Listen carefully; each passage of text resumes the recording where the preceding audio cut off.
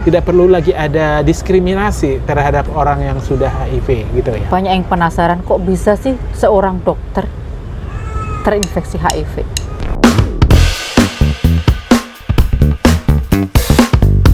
Oke, kita udah banyak ngobrolin nih tentang yang sifatnya edukatif. Banyak teman-teman yang juga pengen kenal lebih dekat dengan dokter dan juga dengar cerita hidupnya. Saya sih mau sarankan untuk baca 2 buku ini. Tapi karena kita lagi ngobrol juga saya mau tanya. Jadi kalau boleh saya tanya, titik terendah dari pengalaman dokter sebagai ODIF itu kapan, di mana, seperti apa? Titik terendah.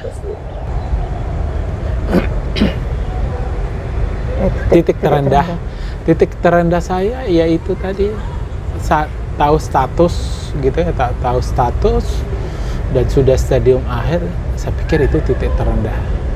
Kenapa itu menjadi titik terendah ketika padahal tadi kan begitu tahu terinfeksi bisa langsung? Iya, maksudnya kan pengalaman sampai saya boleh bangkit kembali gitu ya. Tapi dimulailah kebangkitan saya itu setelah coming out itu ya. Mungkin kalau titik terendahnya itu ya di masa 4 bulan itu gitu ya. Jadi abang juga mengalami shock juga ya? Shock lah, pasti shock lah. Terutama keluarga ya. Keluarga, teman dekat, teman semua. Ya istilahnya kaget lah gitu ya, shock pasti iya gitu ya. Jadi itulah titik terendah saya. Jadi saya pun merasa memang sudah putus asa gitu ya, gak ada lagi harapan hidup, udah inilah berakhirlah hidup saya, udah berakhir.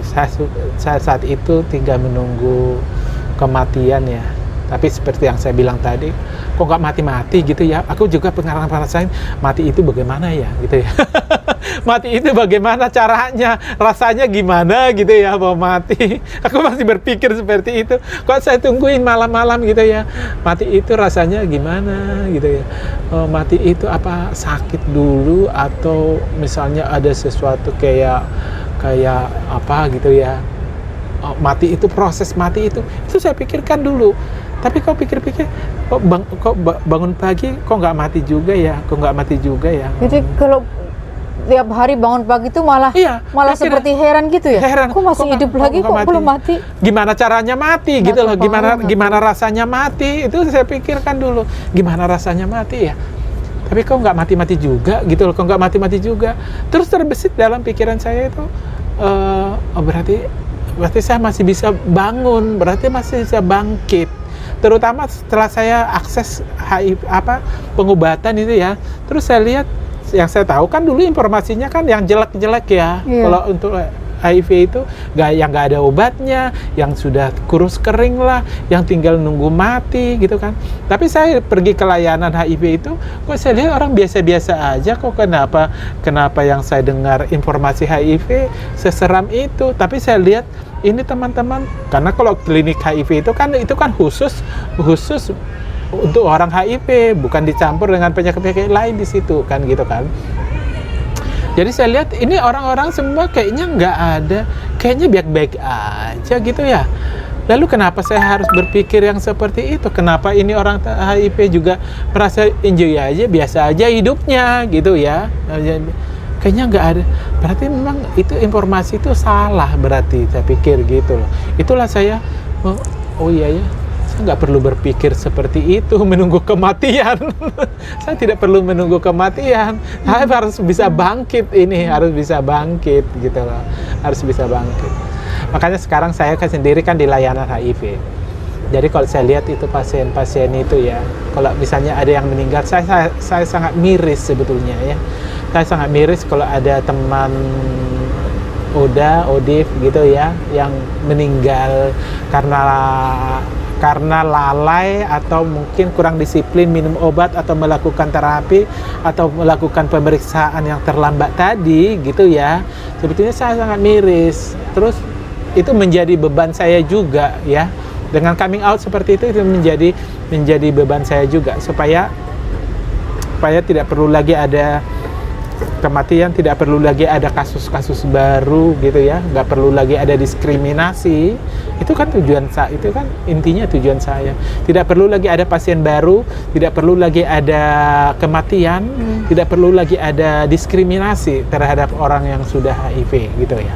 Itu kampanye saya. Ya, Bang, ini kan banyak yang penasaran, kok bisa sih seorang dokter terinfeksi HIV? Itu tadi, saya kan sudah bilang, siapapun Anda yang pernah melakukan kegiatan berisiko, wajib. Jadi karena virus HIV itu tidak mengenal siapapun, tidak membedakan siapapun yang diinfeksinya, ya, tidak memilih siapapun yang akan diinfeksinya. Jadi siapapun Anda yang pernah melakukan, baik Anda sebagai pejabat, baik Anda sebagai rohaniawan, baik Anda sebagai artis, public figure. Mirip dengan COVID ini ya, Bang? Iya. Nggak memilih kan? Iya benar. Iya kan? Nggak memilih. Iya benar. Iya benar, Ya kan? mirip dengan COVID. Emangnya kalau udah pejabat, kalau dokter, Iya, nggak milih. Ya karena nggak milih. namanya virus ya, Iya, nggak milih. bener. Dan seperti kata Abang Maruli tadi, kalau kita melakukan kegiatan yang berisiko, termasuk kegiatan berisiko, sebenarnya dokter itu kan berisiko ya? Ya bersih Ya kan? juga. Karena berisiko juga. berhubungan dengan pasien yang kita nggak tahu status kesehatannya. Iya. Namanya pasien juga lagi sakit. Iya. Mungkin juga cairan ketemu cairan, darah darah.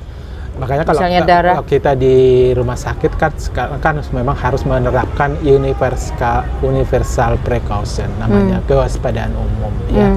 Jadi itu memang juga sudah diantisipasi memang seperti itu. Tapi yang lain-lainnya lagi, beresiko yang lain juga harus ini tadi, bagaimana prinsip penularan tadi lewat kontak darah. Jadi memang harus benar-benar di safe ya, harus safe, harus nyaman, harus aman. Oke. Nah sekarang ini Bang Maruli sudah sangat sehat dan sekarang menjadi dokter Puji yang Tuhan. sangat diandalkan di Rumah Sakit Umum Daerah Merauke di bagian klinik HIV. Nah sekarang saya mau tanya tentang keseharian Abang di Merauke.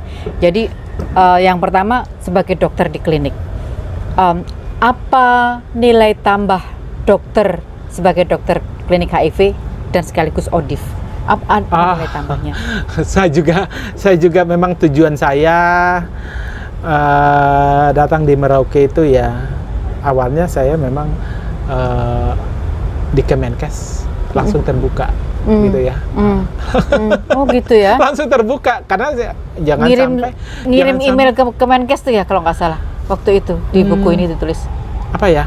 Ngirim Karena email apa ngirim? Karena awalnya kan saya kan kerja di Jakarta itu kan akhirnya saya resign kan dengan kondisi saya yang sudah buruk gitu ya. Tapi dengan semangat yang ini saya segera pulih. Terus saya otomatis nggak ada pekerjaan lain dong. Saya melapor di Kemenkes. Saya butuh pekerjaan gitu loh. Nah, udah. Tapi saya konsultasi dulu ya. Soalnya saya HIV positif. Itu via telepon atau? Oh bukan tipe telepon, hadir. harus datang. Hadir. Iya, kalau tanya Sebentar dulu. Bang ya. Bang minta tolong dong sedotan saya di tas di tas itu. Aku mau minum tapi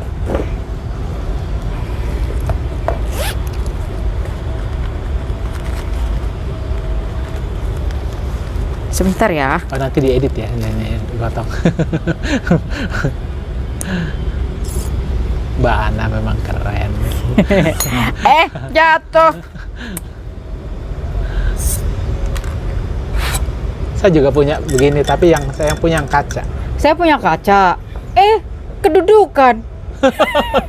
Untung nggak noncong di pantatku. Saya senang kaca itu kelihatan bersih apa enggak. Iya, aku punya dua. Saya punya satu set Iya. seperti ini. Yang satu Yang kedudukan, yang satu jatuh. Belum punya saya yang Pecah. stainless. Ya udahlah. Ini memang risikonya ini setiap kali habis pakai udah langsung harus dicuci. Kalau enggak nanti udah kering di situ, kita nggak bisa lihat. Iya, makanya aku Kembali ke cerita Abang, sorry. Maaf ya terinterupsi. Aus. Ini Bang. Lupa tadi ambil gula sedikit, asam banget. Asam banget. Nggak apa-apa. Oh. Sudah, nggak apa-apa. harus kurangi gula juga. Tadi di nilai tambah abang sebagai ODIV yang adalah dokter di klinik HIV. Tentu saya pikir karena saya punya pengalaman sendiri ya, jadi memang saya nggak hanya cerita tentang teori. Jadi Ya, pengalaman abang itulah yang iya benar, yang nilai tambahnya ya. Karena Iya. kalau kita hanya cerita tentang teori di buku, mungkin agak. Tapi kalau saya sendiri mengalami, jadi memang lebih saya pikir lebih lengkap untuk bisa memotivasi teman-teman. dan abang merasa itu banyak membantu teman-teman pasien Benar sekali. HIV/AIDS. Bukan cuma hanya di istilahnya kalau sekarang ini kan bukan hanya di tempat saya bekerja ya, seluruh Indonesia saya ada teman. Ada Indonesia Ya. seluruh Indonesia saya di komunitas saya banyak. Komunitas HIV itu banyak sekali gitu ya. Jadi selalu makanya saya untuk di postingan saya dengan tampil di media seperti ini saya sangat suka sekali. Jadi sekarang justru abang bukan hanya, sebetulnya kalau bisa saya katakan abang bukan hanya membantu di klinik yang abang tangani, karena sekarang abang ini kan udah jadi sosok inspiratif di seluruh, karena di dunia digital ya, Iya. semua orang bisa cari, dan begitu tadi Google Bahkan dokter kemarin ya gigi. tahun 2020 saya juga nggak nyangka juga dan nggak pernah berpikir juga ya, kemarin tuh tahun 2020 saya dinobatkan menerima award dari salah satu universitas di Amerika. Oh ya. Gitu ya. Iya. Menerima award gitu ya, karena aku diminta menjadi salah satu presenter di International Stigma. Wah. Walau secara online gitu Oke. ya, online. Saya juga kaget gitu loh, di email begitu menjadi salah satu presenter narasumber di konferensi itu. Organisasi apa kalau boleh tahu namanya? Universitas Howard. Universitas Howard di University di Amerika Serikat. Amerika Serikat. Jadi saya- mengadakan Mhm.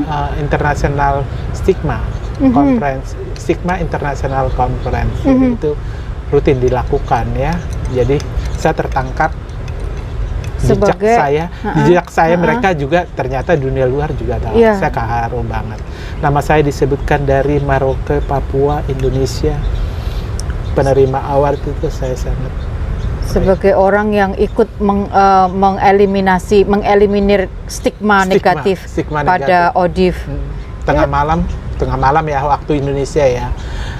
Di sana mungkin pagi ya, nama saya disebutkan gitu ya, walau Wah. hanya sebentar saya berpidato saya kira beneran, saya awalnya nggak pede karena bahasa Inggris saya nggak bagus, saya bilang.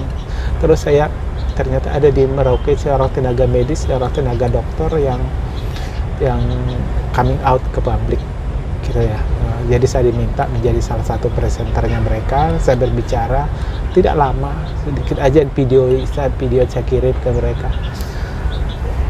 Ternyata jejak digital itu nggak bisa Disitulah dapat.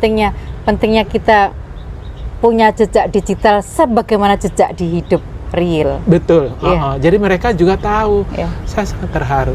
Negara saya aja belum Ya. kasih apresiasi sebegitu gitu ya.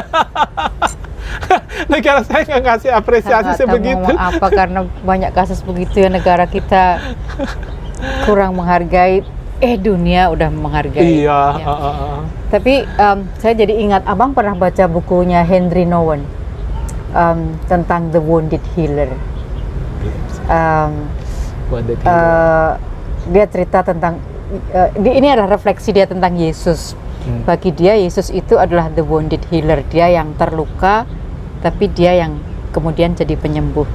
Aku ngelihat jadi Bang Marulin jadi kayak gitu kan, dia yang terinfeksi virus yang begitu menakutkan bagi banyak orang, bahkan sampai pada stadium 4 yang tadi mengatakan ketika bangun pagi, loh kok masih hidup ya saya, sampai segitunya gitu. Tapi kemudian bangkit sangat sehat dan kemudian menjadi dokter di klinik HIV dan menjadi inspirasi bagi bukan hanya orang di Indonesia tapi di seluruh dunia gitu lewat digital ini.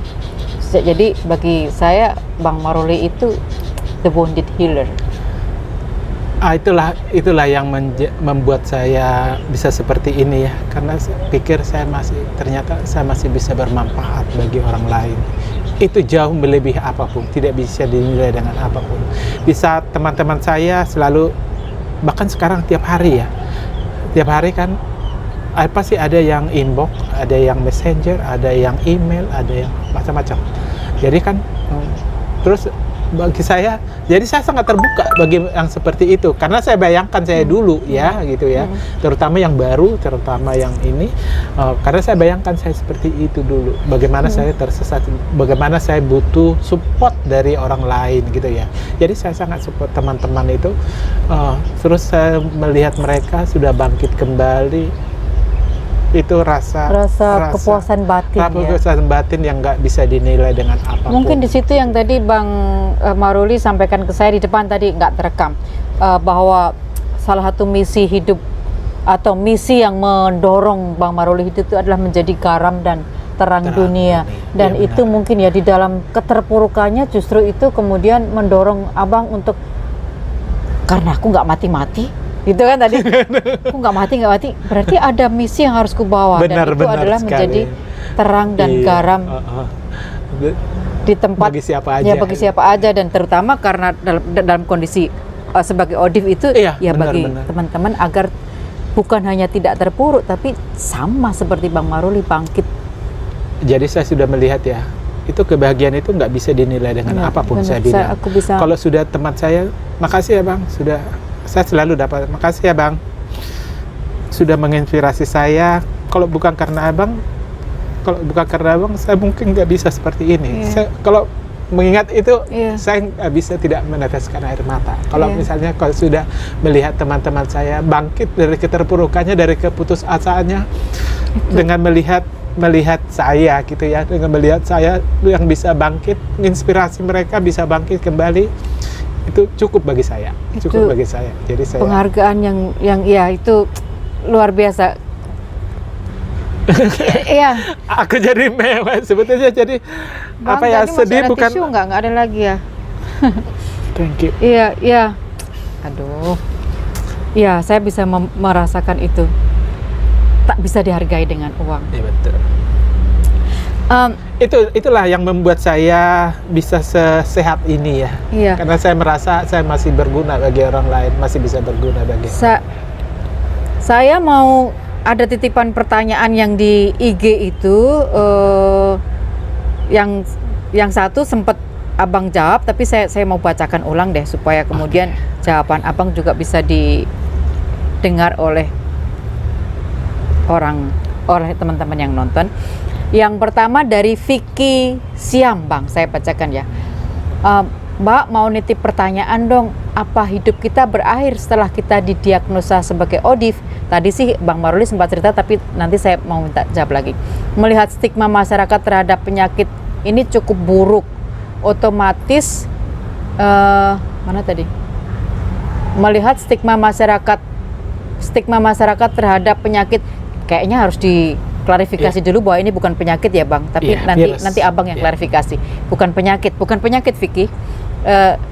Cukup buruk, otomatis kehidupan sosial akan terganggu, ditambah sebagai seorang dokter yang memiliki citra gaya hidup sehat dan bersih, kok bisa mengidap penyakit tersebut? Pertama tolong klarifikasi bahwa HIV bukan penyakit Bang, ya kan? Iya benar, bukan penyakit tapi adalah virus. Kita bukan virus itu kan namanya virus yang menggerogoti kekebalan tubuh kita. Jadi kalau kekebalan tubuh kita sudah rendah, penyakit apapun bisa masuk. Ya, jadi penyakit yang masuk itu bukan HIV, bukan karena HIV-nya, tapi karena kekebalan. Penyakit itu yang ditimbulkan oleh kekebalan yang turun. Iya, oleh virus itu tersebut. Nah itu pertanyaannya. Apakah hidup kita berakhir setelah kita didiagnosa sebagai ODIF? Sama sekali tidak. Hidup ini bukan bukti hidup, bukti hidup ya, bukti hidup ya. Kalau saya bilang awal kebangkitan saya karena saya memulai hidup setelah mengerti makna hidup yang sebenarnya. Kalau saya bilang hidup saya dimulai setelah saya tahu. Kayaknya bangkit dari kematian. Iya, dari bangkit kematian. Jadi saya mulai hidup yang baru. Jadi itu sebetulnya awal kebangkitan saya, bukan akhir dari segala. Nah, tadi tentang stigma buruk, apalagi citra dokter dengan gaya hidup sehat dan bersih. Stigma buruk. Stigma buruk itu kenapa sih orang berstigma buruk? Karena mereka tidak paham aja gitu ya. Kalau saya ke stigma dokter yang yang bersih, Bergaya hidup bersih, bergaya hidup sehat dan bersih. Kok bisa mengidap? Ya itu tadi saya bilang kan, namanya dokter juga tetap manusia ya gitu ya, tetap manusia. Dan itu tadi saya bilang, kita nggak bisa menjudge orang juga hanya dari pakaiannya, dari luarnya saja gitu ya. Jadi nggak setiap problemnya setiap orang juga nggak bisa kita lihat dari kalau misalnya dokter itu nggak punya problem, nggak punya penyakit, nggak punya persoalan, itu kan nggak mungkin gitu ya, nggak mungkin. Dan kalau boleh saya tarik pembelajarannya juga, kenapa sekarang dokter mengatakan supaya cek kesehatan itu penting, karena pada pengalaman abang kan waktu itu terlambat kan cek kesehatannya, jadi itu pembelajaran ya. Bekerja di kesehatan, gitu ya. Jadi itu pembelajaran berharga buat abang kan, yang abang sekarang mau sampaikan ke semua orang supaya jangan. Termasuk juga bukan hanya untuk masyarakat umum, termasuk juga petugas kesehatan juga, dokter-dokter juga, gitu ya. Karena kita jangan merasa karena kita dokter kita merasa udah super ya, udah sehat gitu, belum tentu juga, karena justru sebetulnya dokter juga banyak sakit. Atau justru tadi karena dokter merasa udah merasa lebih tahu dari soal kesehatan dari yang lain, akhirnya justru abai pada kesehatannya. Jangan-jangan begitu pada abang dulu kali gitu kali ya, jadi abai kan? Saya nggak tahu. Saya abai bener, abai. Jadi justru saya sebenarnya coming out seperti ini supaya anda tidak perlu tertular seperti saya, gitu ya. Supaya Anda tidak perlu tertular saya. Cukup virus itu di saya, gitu ya. Jadi Anda pun bisa aware, tidak tertular seperti saya. Baik Anda sebagai masyarakat yang bukan tenaga kesehatan, ya, baik masyarakat siapapun, gitu ya. Tidak perlu tertular seperti. Jadi aware ya. Jadi kalau misalnya saya coming out seperti itu tujuan saya, supaya semua bisa menjaga perilaku, menjaga kesehatan. Ya, jadi poinnya yang saya kira juga perlu ditambahkan di sini, Bang. Kalau soal stigma tadi karena masyarakat nggak aware, nggak paham, itu kan masyarakatnya. Kalau kita yang dapat stigma, apa yang harus kita lakukan? Abang dapat stigma? Saya harus buktikan kepada orang kalau stigma itu salah, gitu loh. Kalau stigma itu salah. Kalaupun saya pernah terpuruk, saya bilang, kalau saya pun pernah terjatuh, tapi nilainya kan bukan di situ. Kalau saya bisa bangkit kembali, saya bisa menata hidup lebih baik, itu jauh. Itu nilai yang saya dapatkan. Jadi poinnya adalah jangan mau dijatuhkan oleh stigma, tapi justru buktikan bahwa stigma itu nggak benar. Iya, kalau stigma itu tidak benar. Itu sudah saya buktikan. Makanya selalu kampanye saya, jadilah orang yang bertanggung jawab. Anda tahu terinfeksi HIV tapi tidak melakukan terapi yang benar, itu namanya Anda tidak bertanggung jawab. Saya selalu bilang seperti itu. Karena kalau misalnya Anda terinfeksi HIV, sakit-sakitan, yang masalah bukan cuma Anda. Kalau Anda langsung mati nggak apa-apa gitu ya. Tapi kalau misalnya sekarang nggak mati, yang merugi, yang repot juga keluarga, teman dekat. Gimana kan? Ini sebenarnya hal serius, tapi saya mau ketawa ya, karena abang bilang kalau Anda langsung mati ya nggak apa-apa. Ya benar juga sih, benar juga. Gitu kalau karena kalau langsung mati nggak apa-apa gitu. Tapi kalau nggak mati merepotkan orang kan, menyusahin orang kan. Jangan kalau bisa jangan kita menyusahin orang. Kalau kita bisa membantu orang lain. Prinsip ini aku suka banget, karena ini juga yang aku pakai pada diriku sendiri. Ya kalau aku langsung mati, kalau enggak ngerepotin orang. Ampun deh gitu. Jadi benar juga, ya, meskipun ini hal serius ya kalau langsung mati sih nggak apa-apa kalau, tapi benar juga, itu yang aku pegang selalu. Kenapa aku harus jaga kesehatanku, bukan karena apa-apa, kalau aku langsung mati nggak apa-apa. Kalau perilaku bertanggung jawab itu kan bukan hanya untuk diri kita, juga untuk orang lain, melindungi orang lain. Kalau kita tidak menjaga perilaku kita tularkan virus orang, kasihan kalau orang lain harus terinfeksi lagi gitu ya.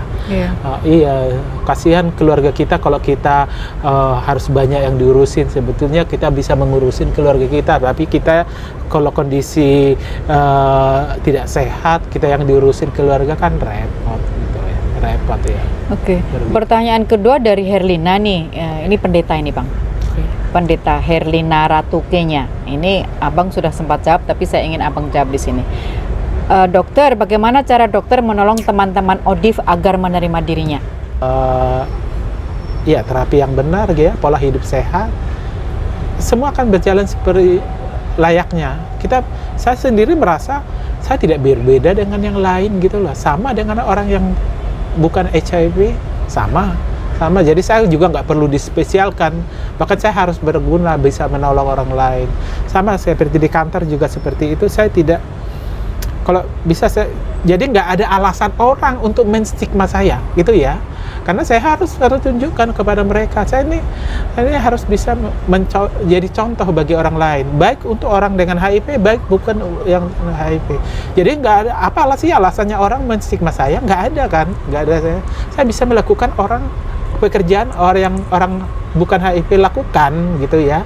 Bahkan mungkin saya harus jadi contoh bagi mereka. Jadi nggak ada alasan orang untuk menstigma saya. Jadi sebagai ODIF, cara Dokter Maruli membantu orang orang lain yang ODIF adalah, ya ini saya, hidup saya ini ODIF, lihatlah saya sehat, hidup normal, bekerja dengan normal. Dokter kan juga punya jam kerja yang normal kan, nggak ada bedanya dengan dokter yang lain, nggak ada pembedaan. Satu-satunya pembeda hanya minum ini tiap hari. Bedanya cuma ini. Tapi kegiatan sehari-hari normal ya. Ke gereja, ke gereja, ke kantor. Kalau mau piknik ya piknik, organisasi. Nggak ada pembeda yang lain. Nggak ada. Satu-satunya pembeda hanya ini kan. Minum obat ini secara rutin setiap hari. Nggak seumur hidup sih, setiap hari. Setiap hari. Ya memang setiap hari kan. Setiap hari. Aku selalu bilang gini kan, sampai kapan? Dia bilang gitu kan, ya sampai seberapa saya mau hidup gitu kan. Ya kalau saya udah nggak mau hidup, ya nggak usah minum gitu loh. Kayak gitu kan. Kan kesannya seperti itu. Sampai kapan? Ya sampai saya seberapa lama saya mau hidup gitu kan. Jadi kadang harapan pertanyaan selalu banyak begitu. Harapan seorang ODIF itu berapa lama, katanya gitu kan. Sama, nggak ada bedanya sama orang yang bukan ODIF, harapan hidupnya sama, saya bilang. Sama, harapan hidupnya sama. Nggak ada ya, kalau saya harapan hidup saya 85, perempuan yang ODIF juga 85. Tapi juga tergantung gaya hidup dia kan, gaya hidup saya juga gitu. Saya harapan hidup misalnya di Indonesia 85 tahun. Tapi kalau gaya hidup saya makan nggak teratur, nggak sehat, hidup sembarangan, pola tidur, ya sama aja, saya juga bisa mati umur 6. Jadi kalau edukasi saya tentang pola hidup sehat bukan khusus karena kadang orang bukan karena ODIF kan? Bukan karena ODIF. Tapi betul memang menunjang sih, karena saya harus mengkonsumsi obat ini setiap hari. Jadi kalau memang nggak dibarengi dengan gaya hidup sehat, ya mungkin sedikit inilah gitulah ya, berbeda lah. Karena saya mengkonsumsi ini kan katanya kan bahan kimia ini ya, gitu ya, bahan kimia gitu loh. Jadi saya memang juga harus perlu pola hidup sehat. Tapi pola hidup sehat itu bukan hanya buat yang ODIF, yang exactly itu poin saya itu. Jadi bahwa Bang Maruli sekarang kalau kita lihat di IG-nya ya, di media sosialnya itu pola makannya sehat banget gitu ya. Smoothie jus, buah. Tapi sebetulnya itu kan pola hidup sehat, pola makan sehat yang juga bukan hanya untuk ODIF. Bukan hanya baik untuk ODIF, baik untuk semua orang gitu kan. Tapi Abang bilang ya untuk ODIF karena kita minum ini tiap hari, kimia, ya sebaiknya lah ditunjang dengan pola makan dan pola hidup yang sehat tadi. Apalagi gitu ya, apalagi kalau yang bukan ODIF ya mungkin ya lebih ini lagi gitu kan. Karena mereka nggak perlu minum ini, ya jauh lebih sehat lagi kan misalnya. Iya, orang yang sakit diabetes juga harus mengini pola makannya juga kan. Jadi ini bukan artinya gini, kalau Anda nggak ODIF, Anda bisa diabetes, Anda bisa yang kemudian lain. Yang lain yang kemudian juga pada akhirnya mempraktekkan pola makan dan pola hidup yang sehat itu juga dibutuhkan gitu. Itu poinnya maksud yang saya. Jadi bukan karena ODIF-nya gitu. Oke, tapi sebelum kita tutup dan dengan buku-buku ini, saya lihat Abang pakai gelang biru sama hijau, itu gelang apa sih, Bang? Ini hanya aksesoris saja. Oh, nggak Kebetulan ada kaitannya. Enggak. Ada tulisannya Kalau love. Protect your loves one. Protect your loves one. Oh, itu bagian dari kampanye kan, Bang? Iya, bagian. Iya. Protect your loved one. Lindungi orang-orang yang Anda cintai. Betul. Antara lindungi. lain dengan seks aman. Betul. Ya kan? Antara lain dengan pola hidup sehat. Pola hidup Ya, sehat. itu, Iya. kalau yang itu tulisannya apa? Ini cuma hanya biasa. Itu rahasia katanya, itu dari orang kesayangan. Oke deh. Oke. Karena ini udah agak siang, saya mau tunjukkan 2 buku ini yang pernah saya promosikan. Tapi ini sekaligus kalau teman-teman pengen baca lebih lengkap kisah hidup naik turunnya dokter Iya. kesayangan kita ini, bisa pesan buku ini. Tolong sebutkan di nomor berapa, Bang? 0812 1456 0113. Nanti nomor itu juga akan kita tulis di bawah, jadi teman-teman cek di deskripsi.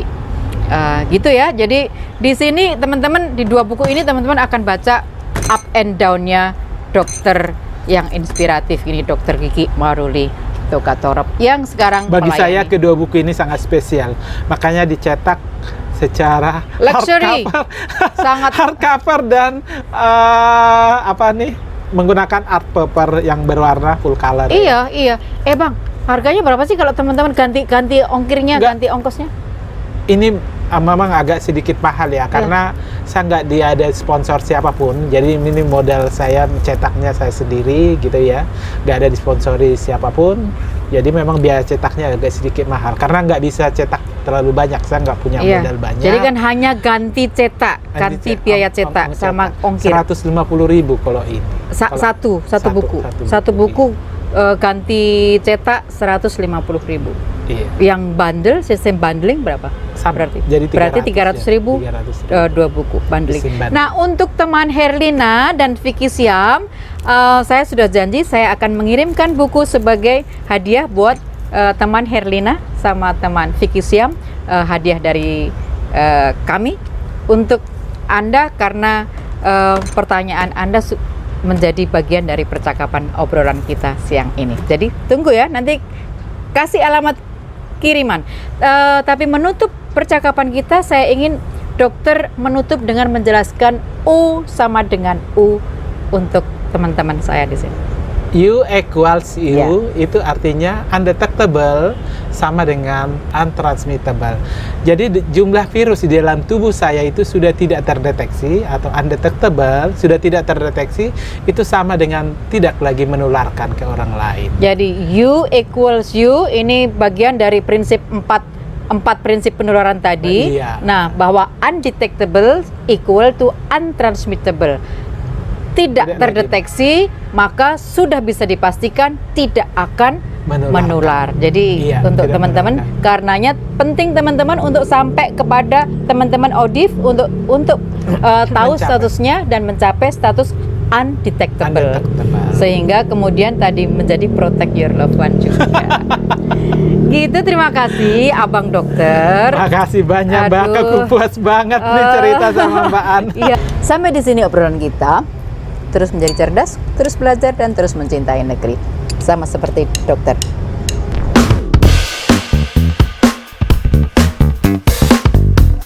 Nanti aku ke Merauke, main ke Merauke mudah-mudahan. Terus nanti kita ke ini ya, ke Merauke kan, dari Merauke, jauh ya ke ini, ke